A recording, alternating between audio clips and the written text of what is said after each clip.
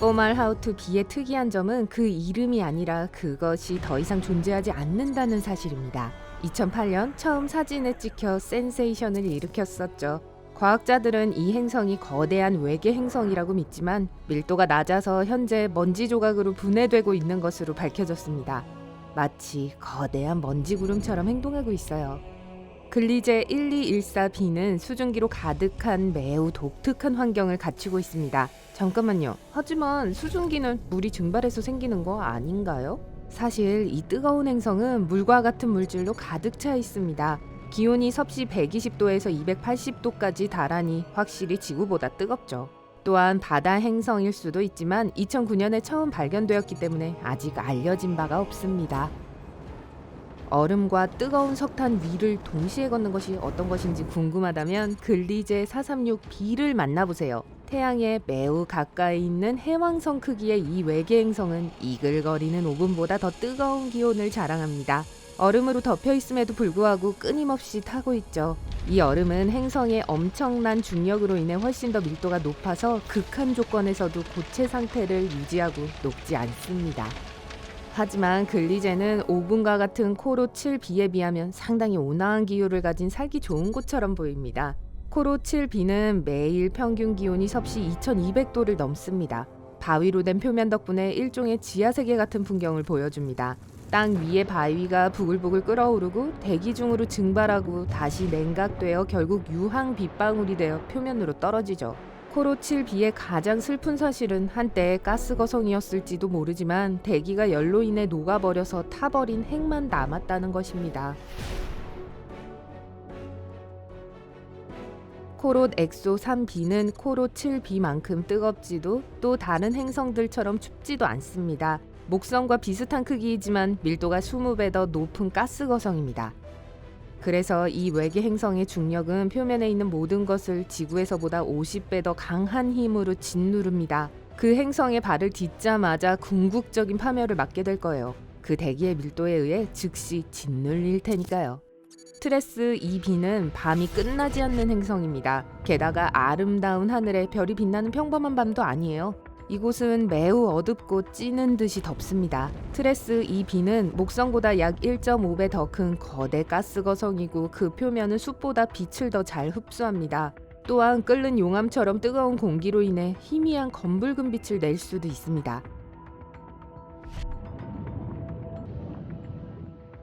토성은 토양이 있을 법한 환경을 가지고 있는 것처럼 오해될 수 있어요. 이 거대 가스 구체의 일부층은 상당히 좋은 온도 조건을 갖추고 있습니다. 토성에 뛰어들면 0도의 액체 분자로 된 층에 도달하는데 그건 마치 지구같이 보입니다. 하지만 이것은 단지 하나의 작은 층일 뿐이고 토성의 나머지 부분은 매우 춥습니다. 따라서 결코 토성에 착륙할 수 없을 것이고 지구에서와 같은 모습의 인간이 될 수도 없을 거예요. 그곳에서 여러분은 눈덩이나 얼음 결정체로 변할 거예요. 목성의 경우 단단한 땅이 없다는 사실을 이미 알고 있었을 거예요. 목성은 수소와 헬륨으로 이루어져 있어서 걸을 수 없는 또 다른 가스구입니다. 하지만 토성과는 조금 다릅니다. 목성에서는 다이빙을 하는 것이 아니라 위를 떠다니게 될 겁니다. 이 행성은 거대한 구름과 같아서 만약 그 위에 착륙한다면 매우 짙은 안개 속을 걷는 것과 같을 거예요.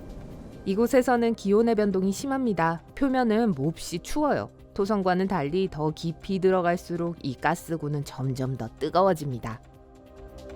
산소는 보통 행성의 생명을 불어넣을 수 있는 요소로 여겨지지만 오시리스의 경우는 전혀 그렇지 않습니다. 과학자들은 이 행성 주변에서 산소를 발견하고 충격을 받았어요. 왜냐하면 이 행성은 수성과 태양 사이의 거리보다 8배 더 가깝게 모항성에 위치하고 있기 때문입니다. 이렇게 극단적으로 가까운 거리는 오시리스의 모든 생명체를 녹여버릴 수 있습니다.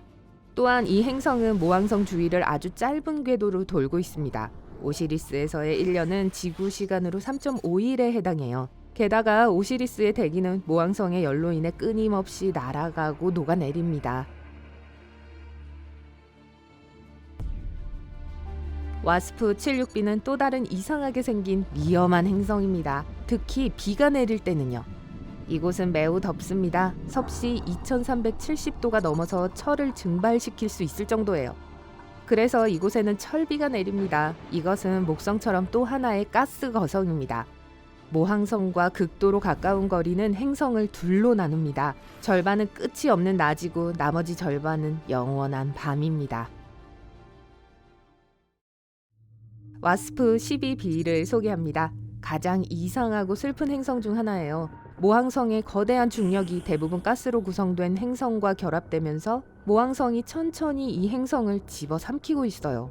와스프 12b는 이미 달걀 모양으로 변했고 무자비한 모항성에 의해 늘어져서 아무런 저항도 하지 못합니다. 천만 년이 지나고 나면 이 행성은 탐욕스러운 모항성의 식욕에 굴복할 수밖에 없을 거예요. 가장 이상한 행성에 관한 이야기를 하면서 지구의 사악한 쌍둥이인 금성을 언급하지 않을 수 없을 거예요.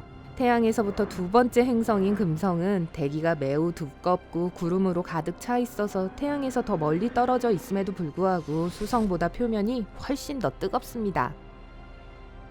화산 폭발은 끊임없이 금성을 강타하고 그 중력은 지구보다 거의 100배 더 강합니다.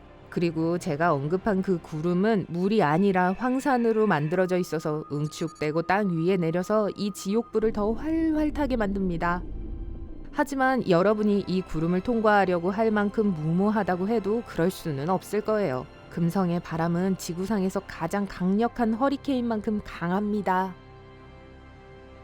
또 다른 혹한의 행성은 발음하기도 힘든 이름을 갖고 있어요. 비록 그리 멀리 있지는 않지만 그 모항성의 빛과 열이 행성에 거의 도달하지 못하는 작고 차가운 적색 외성입니다. 온도는 거의 영하 223도까지 떨어지며 이건 절대 영도보다 약간 더 높을 뿐입니다. 그래서 이 외계 행성은 어둡고 음침하며 영구빙설로 덮여 있습니다. 하지만 만약 암석 핵을 가지고 있다면 약간의 열이 발생할 수도 있기 때문에 그 꽁꽁 얼어붙은 표면 아래 깊숙한 곳에 우주 여행자들을 위한 멋진 지열 스파 호텔을 지을 수 있을 거예요. 발음하기 힘든 이름을 가지고 있는 다음 행성은 그 모항성 궤도에 있는 유일한 외계 행성입니다. 언뜻 보기에는 아름다워 보여요. 푸른색과 하얀색의 소용돌이가 표면에 놀라운 패턴을 형성합니다. 하지만 이 기분 좋은 색깔은 사실 이 행성의 대기에 있는 단단한 규산염 입자에서 나옵니다. 즉 이곳에서는 유리비가 내린다는 뜻이죠. 하지만 가장 나쁜 것은 바람의 속도가 시속 8,700km에 달하는데 그건 거의 마하 7의 속도입니다. 비교를 하자면 지구에서 측정된 가장 빠른 풍속은 시속 409km로 그보다 20배 이상 낮았어요. 따라서 하늘에서 떨어지는 유리가 극초음속 속도로 이동하면서 이동 경로에 있는 모든 것을 갈기갈기 찢습니다. 화면에 띄어야 하는 이름이 또 하나 있어요. 감사합니다. 이 자력을 지닌 떠돌이 행성, 심프라고 부를게요. 이 행성은 아마도 우주에서 가장 멋진 오로라를 가지고 있을 거예요. 지구의 오로라는 비교가 안 될 정도로요.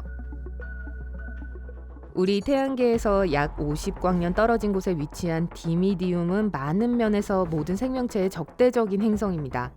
그것은 모항성과 동주기 자전을 하는데 이것은 행성의 한쪽은 항상 모항성을 향하고 다른 쪽은 항상 반대쪽을 향한다는 의미입니다. 뜨거운 쪽은 섭씨 980도 이상으로 가열되고 시속 965km에 달하는 바람이 끊임없이 불어옵니다. 디미디움은 가스 거성임에도 불구하고 다량의 철이 있는데 이 철은 녹아서 대기 중으로 증발해서 구름을 만듭니다. 그리고 구름이 냉각되면 녹은 철에 지옥 같은 빗물이 표면으로 떨어집니다. 55 캔크리 항성계에는 5개의 행성이 있는데 그중 4개는 목성과 토성과 비슷한 가스 거성입니다. 하지만 5번째는 모항성에 가장 가깝기 때문에 첫 번째라고 할 수 있는 행성은 매우 끔찍한 방식으로 다릅니다. 55 캔크리 2는 모항성에 너무 가까워서 행성의 표면 절반이 말 그대로 녹은 용암의 바다입니다. 나머지 절반은 태양을 보지 못하기 때문에 영원한 어둠 속에 있어요. 이 행성은 항상 한쪽만을 모항성으로 향한 채로 있습니다. 그리고 찌는 듯한 열기와 어둠 사이에는 황혼의 지대가 있습니다. 음울하고 아무것도 없는 가느다란 지역이에요. 복잡한 이름을 가진 또 하나의 시스템은 3개의 외계 행성을 가지고 있는데 모두 모항성에 의해 서서히 파괴되고 있어요.